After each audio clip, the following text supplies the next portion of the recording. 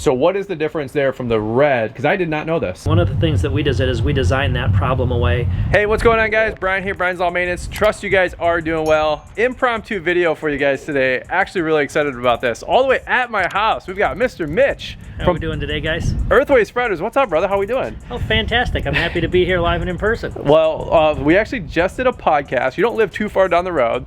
So we did a whole podcast episode talking about the Earthway and PolarTech lineup. As we're doing this whole podcast, you're actually nerding out on the spreaders and the shovels and all this stuff and teaching me quite a bit. And I said, would you mind if we do an impromptu YouTube video and talking about the product line, but then also some of those tips and tricks on how to get the most out of your equipment? And you graciously said yes. Absolutely. I love talking about equipment. Well, there you go. So let's just take it from the top. If anybody doesn't know, I'll let you maybe introduce yourself for a quick second. Brian's 10 partner, if you guys are looking to save some money on some of this product as well. I absolutely love the Earthway product line. We've used it for probably decades in our career at this point. So some of the best stuff out there. So a little impromptu YouTube video today. So if we're coming at you hot and maybe not as professional, I apologize. He's the professional one. I don't know if I'd go that far, Brian. So, all right, well, take it away. What's your background first off? Sure. So my name's Mitch. I'm with Earthway Products. Long-term background. I've been in lawn care industry since I was about 9 years old.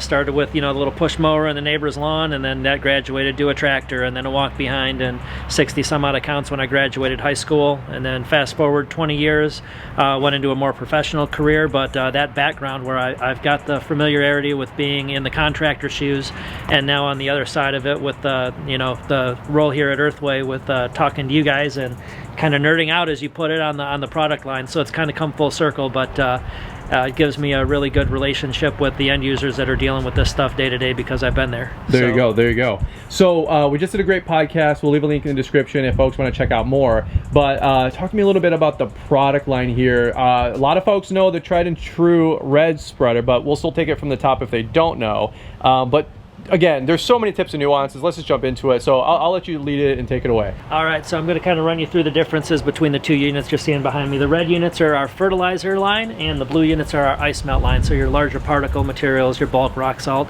Some folks would actually use the blue ones for sand as well, because when you need a lot of material to go at a short amount of time, you're going for quantity, not accuracy.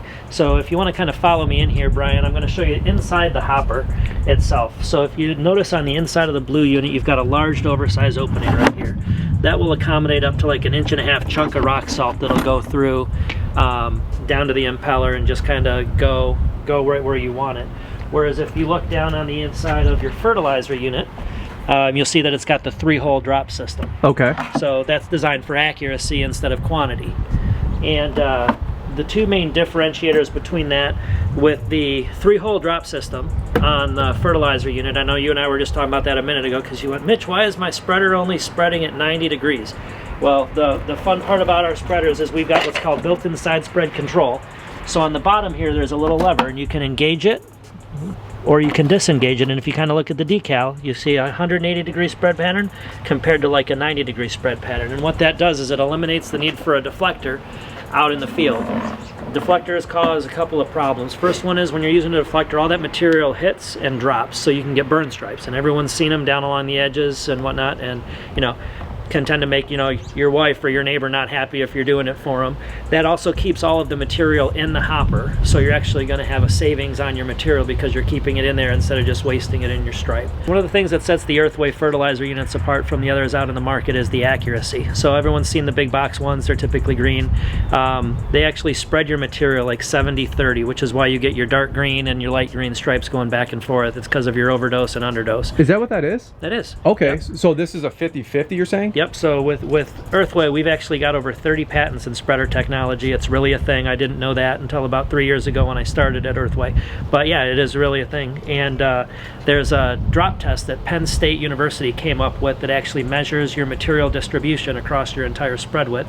And it's a drop test. They have pans out in every 1 foot increments going out across the width of your spread pattern. You measure each one of those pans, weigh them, and then it gives you a line graph, and you can determine what your true spread width is. And we run that analysis on all of the competitive units out there. Wow. Which is how we know that we can say we've got one of the most accurate units out on the market. That's awesome. So that's another thing that kind of sets this apart.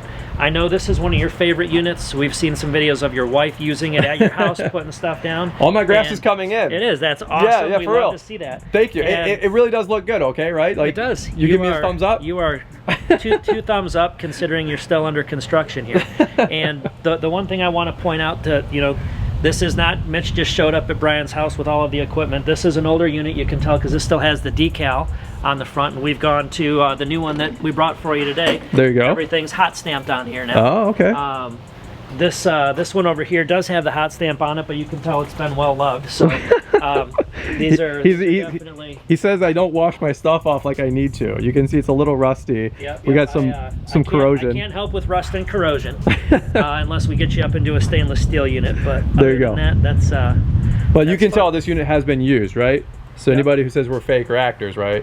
Not true, right? So this you can tell from an actual product manager perspective, right? Yep. Okay. Yep. It's 100% used, and the way you've got them sitting right now, I think, is kind of fun, because you've got our smaller 50-pound unit sitting here on the left. That's the new one. That's designed for really ease of use for your contractors. It's super easy. You can one-hand it, throw it up into the back of the truck, and pull it back down.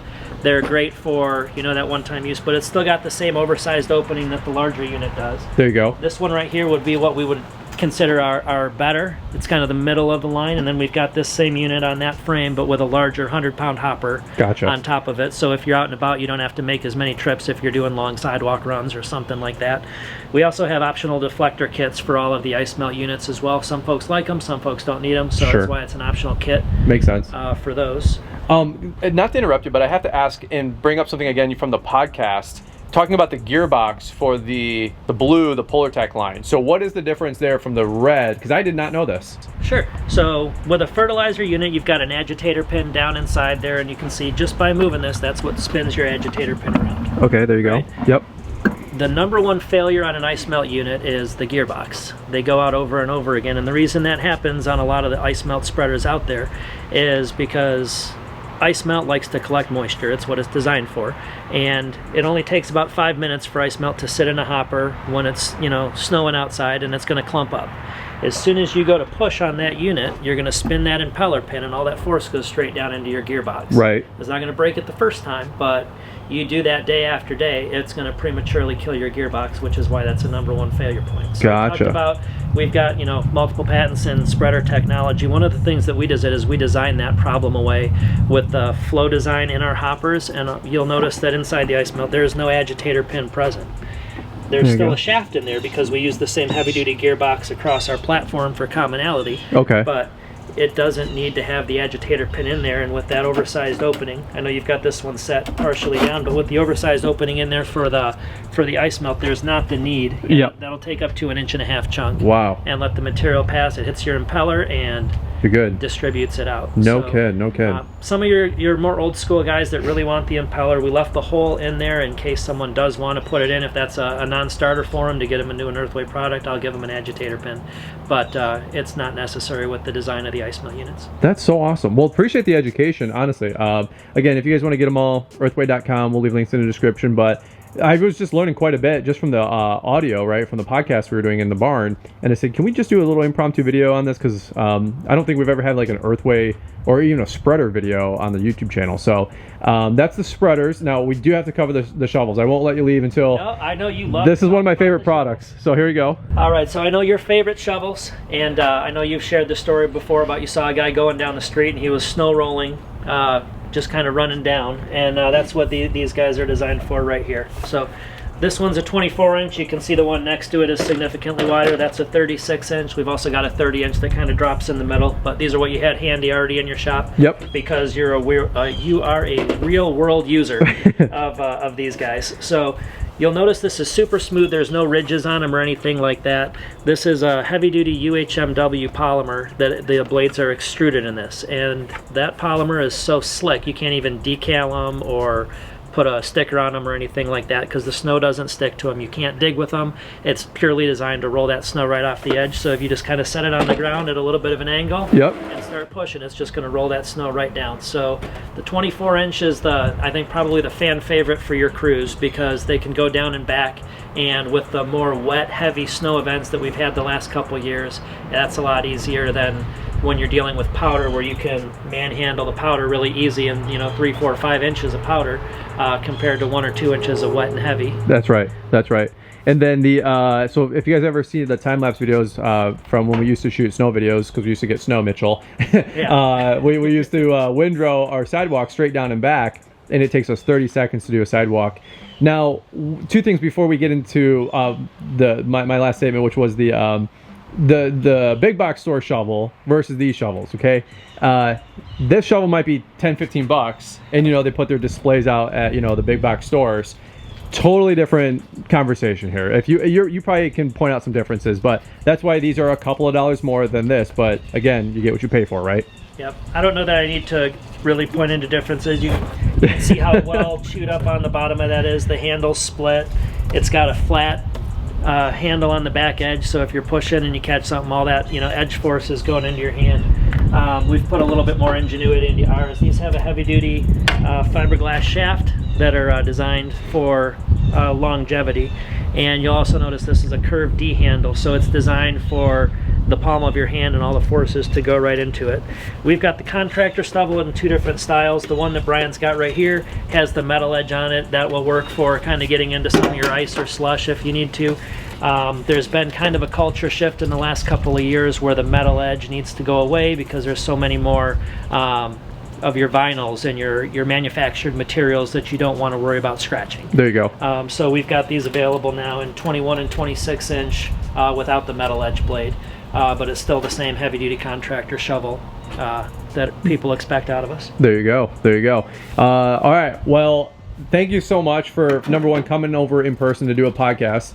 And thank you for even being more flexible on the impromptu on this video. This is actually really, really fun. And I learned a lot from not only the podcast, but just this video alone. Of course, I love to sign off. Where's the good old, where can people find you, if you guys don't mind? Yeah, so super easy. It's earthway.com, and Brian's actually got a discount code set up for all of his loyal fan base out there. Brian's 10 will get you 10% off anything on the website. And as always, if you have any questions, you know how to get a hold of Brian, or if it's anything for my team specifically, right off the website. We've got a support link. We've got a telephone number, which is 574-848-7491 if you want to reach out to a call. We're real people in Bristol, Indiana. Everything's made right there on site, and we're happy to support you. Mitch, you're awesome, brother. Thank you so much. Hey, my pleasure. Thank you for having me, Brian. All right, guys, over and out. Guys, have a great rest of the day. We'll catch up with you here on the next one.